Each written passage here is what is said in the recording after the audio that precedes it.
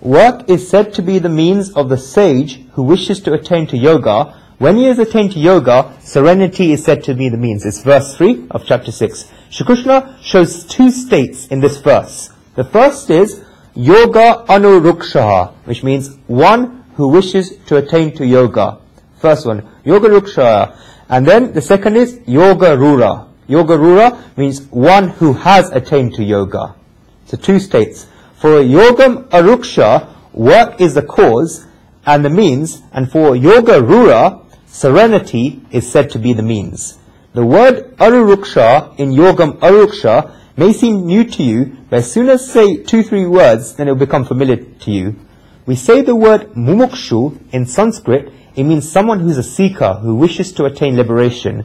Ikshu in mumukshu means someone that has wishes. From ikshu comes the word uchuk, meaning the same thing. Iksha means a wish, and someone who has a wish is an ikshu. So yogam arurukshu means one who wishes to attain to yoga. It has the same meaning as mumukshu, one who wishes to attain to liberation. For a yogam anuruksha, work is the cause and the means. Such a person wishes to attain to yoga. This is someone on the path of yoga. The second state is yoga rura. Yoga rura. This yoga rura is a slightly different meaning. Arura means to sit down. We say that someone has arur in a chariot, meaning that he has sat in a chariot. In the same way, someone who is sat in yoga is yogarura. This means a person who's already reached the destination of yoga. His journey towards yoga has become complete. This is a person who succeeded. Yogam aruksha is someone on the path of yoga, and yogarura who is someone who has succeeded on the path of yoga. Both their causes are different, and both the meanings of them are different. Their penances are different. For someone who is yogam aruruksha, someone on the path of yoga, Shri Krishna says for him that karma, action, is the means. What type of actions does he need to do? He needs to do yam, niyama, sayam, asama, pranayam, aptyar, dhanaya, dhyan, samadhi. Who knows where this comes from? Who knows? Stanga yoga. Exactly. Patanjali Yoga Sutra. So yam, niyam, sayam, asama, pranayam, aptyar, dhanana, dhyan, samadhi means 5 abstentions, 5 observances, discipline of the body, control of the breath, withdrawal of the senses from the objects, concentration of the consciousness upon one thing, steadfast meditation, and then oneness with the object of meditation. This is what someone who wishes to go on the path of yoga must do. These Patanjali's Yoga Sutras are very beautiful. How can one perform this work of yoga?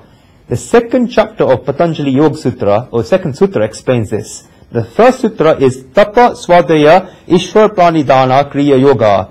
If someone wishes to travel on the path of yoga, as described in this verse, he must do 3 things. The first is tapa. Who knows what tap means? Exactly. Many people think tapa is the ability to tolerate difficulties. Exactly as what's your name? My name is Vishal Krishna. Just Vishal Krishna, just exactly as it says. It means to tolerate difficulties. Tapa is suffering difficulty at the body level. Someone who wishes to travel on the path of yoga needs to have this. To achieve any goal in life, you must be willing to suffer for it. Suffer difficulties to attain a goal. Next is swadhyay. This has 2 elements. The first is study of the Vedic scriptures for the reasons that one can study himself and develop his self. Swadhyay also leads to introspection, where one thinks about who he is, why he has come on this world, and what there is for him to do in this world. That's number 2, swadhyay. The third is ishva pranidha, meaning making one's consciousness one with God. These are the actions one needs to perform on the path of yoga. Why should one do this? Why should we perform such activities? Patanjali ji says, Samadhi bhavatnatara kleshat anukashtatra, meaning when a human being follows this path of yoga, then he'll become steady in oneness with God, and his kleshas will go away. Who knows what kleshas are? Okay, his kleshas reduce. Kleshas, the methods of our scriptures are so beautiful that one leaf after leaf falls away. Patanjali has described what kleshas are in his 3rd sutra. which says, avidya, asmita, ragat, vesha, abhinavishaha, pancha klesha. Patanjali says that there are 5 types of kleshas. They literally mean, literal translation is colorings. But I'll describe what the 5 types of kleshas are. First is avidya, which means ignorance. What is the person's ignorance? First, he thinks that his self is the body, and he cannot recognize who he really is, the soul and the power of the soul. He thinks that the soul is born and dies. Not recognizing the power of the soul is ignorance. When there is ignorance, then the other 4 tribulations, other 4 kleshas come. Second is asmita, which is egotism. The more egotistic a person is, then the more unhappy he is. An egotistic person makes other people unhappy and becomes unhappy herself. This is because she has so many expectations. She expects that people will do a lot for her. When people are not able to do this, and when they do not do this, then she gets more and more angry and herself becomes unhappy. He thinks, why are these people not doing this for me? This is an egotistic person. The third is raga, which is attraction and attachment to objects. Fourth is dvesh, which means repulsion. Many people see repulsion as spirituality, but repulsion is just as bad as attraction. Repulsion, rag and dvesh are both kleshas. You shouldn't be attracted to something, you shouldn't be repulsed to something, because both create turbulences in the mind. Fifth is abhinivesha, which means partiality. This means liking some things and not others, and standing on one side only. One needs to perform actions, karmas, in order to reduce these kleshas, colorings. It will be later explained in this chapter how work should be performed so that kleshas are reduced.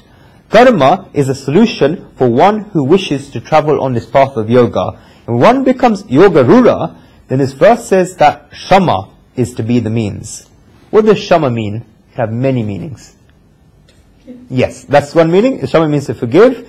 It means also control of the mind and the senses, a very, very subtle meaning. So even after becoming successful, one will need to control the mind and the senses. The reason for this is that when one travels on the path of yoga, then the faults in his mind become hidden or reduced, but they are not destroyed. These faults include kam, krodh, lobh, moh, mada, matsar, amkar. Who knows what these mean? Okay, these are, what does kam mean? Lust. Yeah, it means lust. Yeah, exactly. Lust, krodh, anger. Easy. Lobh, yes, and greed. Greed, moh,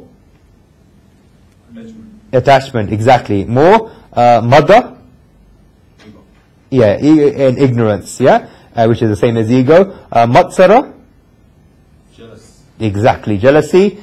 And amkar, which is pride and egotism. A person on the path of yoga can cover these things with a curtain, but they don't become destroyed. Even Patanjali Rishi says this. There was a person, a story of a person who got angry a lot. He realized this, he shouldn't get angry so much. He went to the Himalayas and he stayed there alone. He performed austerities and penances for 7 years and did not talk to anyone. He was completely silent throughout these 7 years, and he lived those 7 years in complete peace.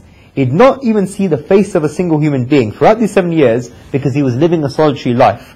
After traveling, he found a saint going somewhere.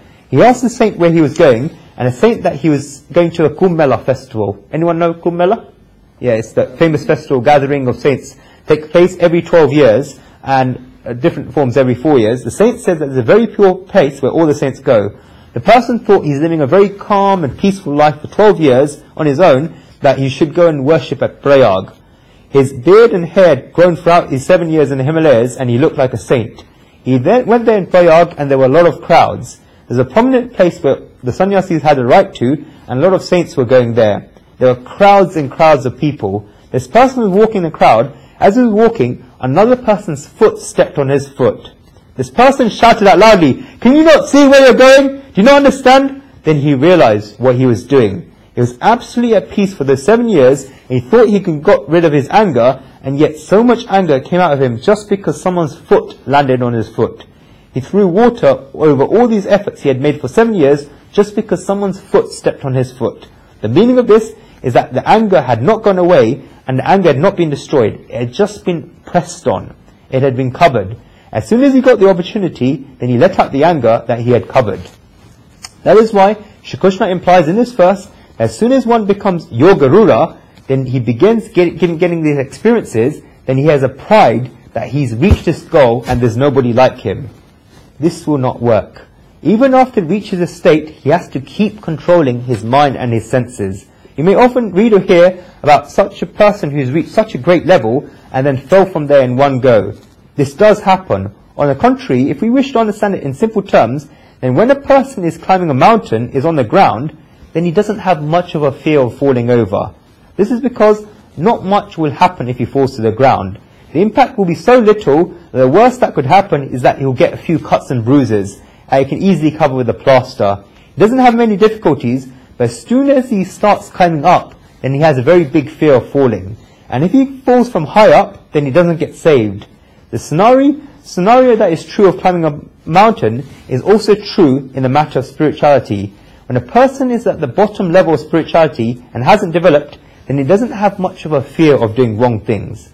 But as soon as that person starts traveling on the right path, becomes purified, and approaches the peak of spirituality, then a lot of temptations come his way. He gets many different types of siddhis, which are spiritual powers, which we'll discuss later in this chapter. They are very big temptations. Vard siddhi is a very big temptation. Whatever you say happens. All your wishes come true. And if a person starts saying anything he wants, he falls away from the path of yoga. You have to exercise a lot of control at that time. You have to stay far away from these temptations. Guruji once read about an event of how much one can have shama. You will have seen a lot of photographs of Swami Akhandanand Saraswati Ji. He was a very, very wise and knowledgeable person. Just like in the Ramayana it said about Sri Ram, that Ramo Vigraman Dharma, meaning that Sri Ram is the embodiment of Dharma, in the same way, when Swami Akhandanand Saraswati had reached such an advanced level of spirituality, the wise people around him used to call him the embodiment of a library of knowledge. Vigraham Granthi, he had about 10,000 books on spirituality in Sanskrit in his library, and he knew what was in all of them. He did not just buy them and put them on the shelf. If he took out any book and say its name, then Swamiji would explain what the subject inside the book was. He had read so much and remembered all of it, such was his knowledge. There may have been some elders reading this book who may have been listening to his discourses. He had so much knowledge, yet when he was asked that you are so knowledgeable and you must be so intelligent, nobody would see any pride or egotism in him. Whenever a person attains knowledge, then pride comes with it. There are very few people who are knowledgeable and yet free from pride. The pride of a Pandit is a very big pride. When people ask Swamiji, then you reply very humbly that knowledge is a subject of the intellect and I am not the intellect. Remember this. Knowledge is a subject of the intellect and I am not the intellect. I am not the mind and I am not the intellect. How can I then have pride about something I am not? Mano buddhiya amkar chitani naham.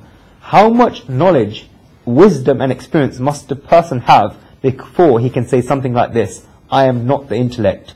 When a person reaches a state and a kite gets blown in different directions, then the person needs shama. One must have control of the mind and the senses.